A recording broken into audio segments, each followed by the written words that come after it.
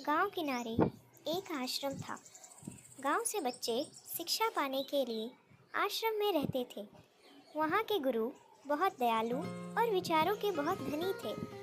वे अपने सभी शिष्यों को शिक्षा के साथ साथ अच्छे उपदेश भी दिया करते थे, जिसे पाकर सभी छात्र आनंदित हो जाते थे।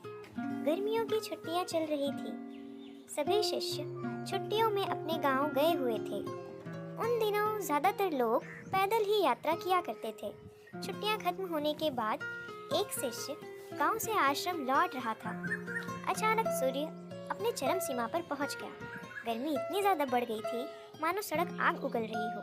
कुछ दूर धूप में चलने के बाद वो इतना थक जाता है कि प्यास में उसका कंठ सूखने लगा, लेकिन वह आगे बढ़ता जा रहा था। तभी उसे एक कुआं दिखाई दिया। कुआं देखकर उसकी जान में जान आई और उसने कुएं से पानी निकाला और अपनी प्यास बुझाई। कुएं का पानी बहुत मीठा और ठंडा था।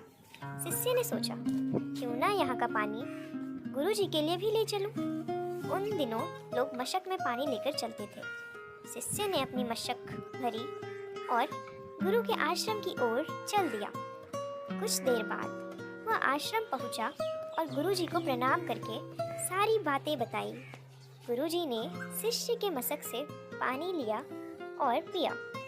फिर उन्होंने शिष्य को अच्छा और मीठा पानी लाने के लिए धन्यवाद दिया।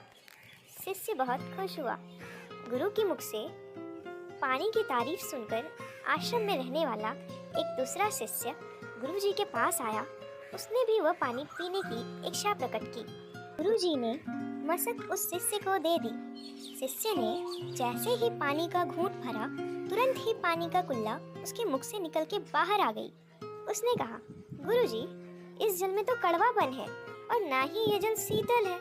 आपने बेकार ही उसकी इतनी प्रशंसा कर दी। शिष्य की बात सुनकर गुरुजी बोले, बेटा, मिठास और शीतलता इस जल में नहीं है तो क्या हुआ, इसे लाने वाले के मन में तो है।